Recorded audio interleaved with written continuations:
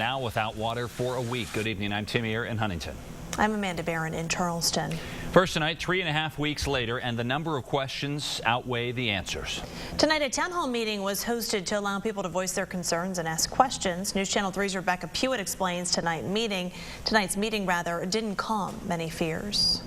It may not have been a worship service, but the messages given tonight in the First Baptist Church's crowded sanctuary were nothing short of passionate. I'm sorry, Pastor Dunn. I'm not going to be preaching much longer. Alongside politicians, experts from the Health Department, West Virginia Poison Control, and Downstream Strategies were there to answer questions, some of them more heated than others. What people seem to fail to understand is that we're still in the middle of a crisis. Folks like Richard Leach are still seeing and smelling the effects of the spill. He had to shut down his dry cleaning business for several days. We noticed a smell coming through our wash machines, and it was in the water at that point in time. So he and others are simply looking for clear answers. I would like to ask some questions, but I'd also like to be more informed. But with so much left unknown, a line of questions may continue to be the trend. We're going to be a stronger community, but we have a lot of uncertainty out there, and that's not going to go away overnight. WSAZ News Channel 3, Rebecca Puckett, Charleston. At the West Virginia Capitol, people were given the chance to speak out tonight about storage tank regulations that are designed to keep this type of disaster from happening again. How many people in this room are committed to making sure that something like this never happens again? Can you raise your hand, please?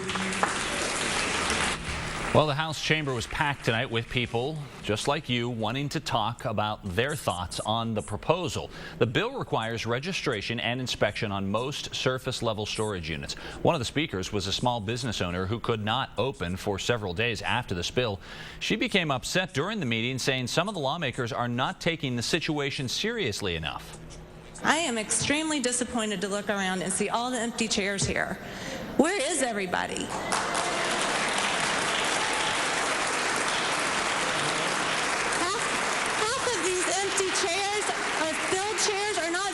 The delegates that are supposed to be there. Is this so insignificant tonight that we can leave and walk away? Many people who spoke out tonight want citizen enforcement added to the bill, which would allow people to sue if the inspections are not done properly. They also want local health departments to play a role so it isn't just the DEP's responsibility. And they say county officials and local law enforcement need to stay better informed so they can relay information better during an emergency. The events that led up to the water emergency will be front and center on Capitol Hill tomorrow in Washington. The U.S. Senate Committee on Environment and Public Works is holding a hearing in Washington. The Secretary of State Natalie Tennant from West Virginia, Representative Shelley Moore Capito, DEP Secretary Randy Huffman, and several others will be there to testify. If you want to watch the hearing for yourself, you can watch on WSAZ.com, and we will have a link to connect you to the Senate's live stream posted. Crews spent the evening reflushing water at Riverside High School and Midland Trail Elementary Schools in eastern Kanawha County. Look at this. The water turned yellow at Midland Trail Elementary. Superintendent Ron During tells us this was because of a water main break. The chemical, though, MCHM, could be smelled at Riverside High School. Cooks have been using bottled water to cook with, and students have been drinking bottled water as well. 6 other schools were reflushed over the weekend. Unacceptable levels of MCHM was found in 6 schools in Kanawha, Putnam, and Lincoln Counties on Friday. The water was retested, and 5 of those schools have been given the all clear. But even with those results, the cooks are still cooking and cleaning with bottled water, and students are not drinking from the tap. I'm starting to gain some trust, but it's still, I don't use it to cook with or clean with. I know they can't get to the water fountains, they're off limits and that, but still, it still makes you worry. Lincoln County High School flushed the system over the weekend. The water was tested again on Saturday. It showed levels of MCHM were still too high, so they flushed it again today. As soon as we know those results, we'll pass them along to you. In Putnam County, bottled water will be offered to students through at least the end of the week. We spoke with the superintendent today. Chuck Hatfield tells us all of the schools have been tested by the National Guard, and all the tests have come back okay.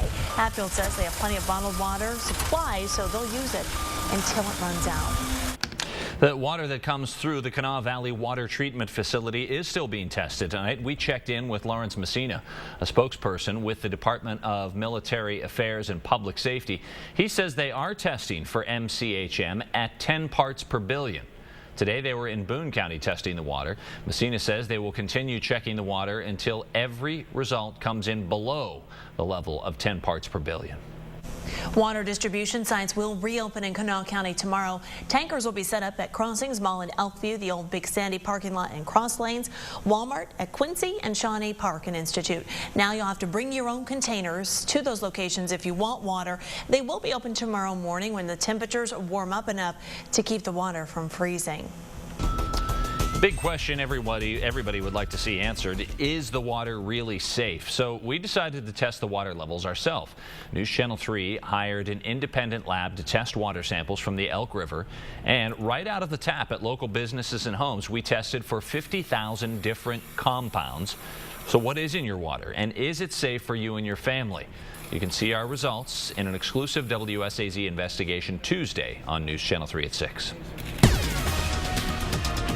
Right now, water problems of a very different kind are plaguing thousands of other water customers. Today was the 7th day of a water problem in Boyd County, Kentucky. It's left thousands without water. City leaders say there's still no end in sight.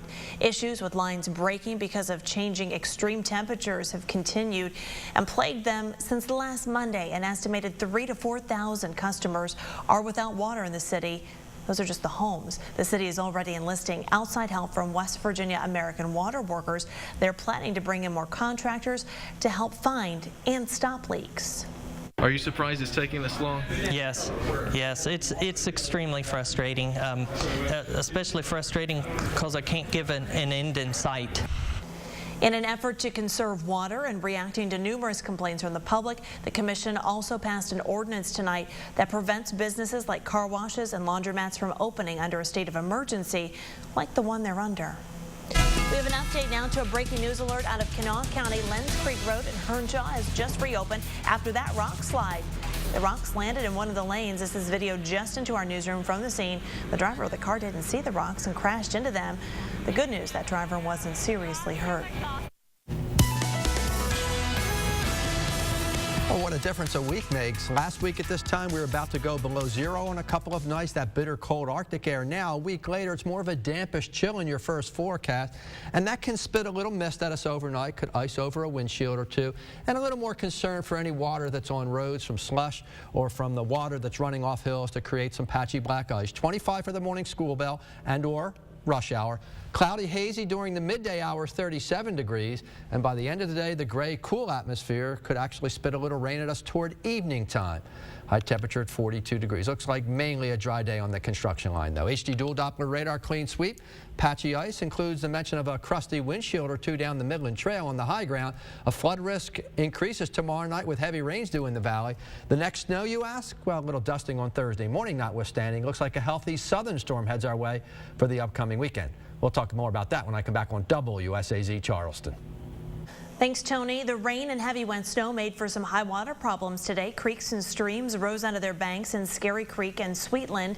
Both of those areas are in Lincoln County. We did check in with dispatchers who say the water never made it into any homes or onto any roads. High water issues were also reported on several streets around the state capitol in Charleston. All of the water has receded at this hour. Now, more Charleston news. An elderly couple heading home from church was killed in a car crash in Kanawha County. This happened last night at the intersection of Ruth Road and Corridor G. South Charleston police say Walter Menz was trying to cross Corridor G when his car was hit by another, driven by Philip Fry. Means and his wife Charlotte both died at the scene. Fry and his 8-year-old son were rushed to the hospital. Both are expected to be okay. We have a neighborhood crime alert tonight out of Boone County. 4 businesses have been broken into over the last couple of weeks, and deputies believe this man who you see there is behind them all. The Madison Police Department and Boone County Sheriff's Department want to question him. If you know who he is, give him a call. A threat at the Jackson County Courthouse has landed this man behind bars. Deputies say John Newman called 911 and said there was a bomb in the courthouse. Newman is charged with making terroristic threats, which is a felony. We're learning new information tonight about a fire that destroyed a meat processing plant in Jackson County. It broke out at Sandy Creek Farms in Silverton. Happened today about noon. We did just speak with investigators who say they believe the fire started in a meat smoker. The good news, nobody was hurt. A meat market was also inside that building. It was also destroyed. The man at the center of a corruption scandal in Mingo County is asking for his trial on drug charges to be moved. George White's attorney asked for a change of venue today. He was arrested in February after drugs were found in his print shop February of last year. Well, he claims that elected officials conspired to persuade him to fire his attorney in order to keep him from talking about the former sheriff's involvement in buying drugs. A judge will hold a change of venue hearing on February 24th. There will soon be a new tool in schools across Putnam County. It won't help in the learning process, but it could save your child's life. CAMC Tays Valley is putting trauma kits in every classroom. The purpose is to provide immediate aid if a major emergency would happen during the school day. Representatives from the hospital were at tonight's Board of Education meeting showing off how the technology works. The kits will be handed out in the next few weeks. Next for you at 11 on a Monday night, the city's police force is no more. We're going to take a look at how other agencies are stepping in to keep neighbors safe.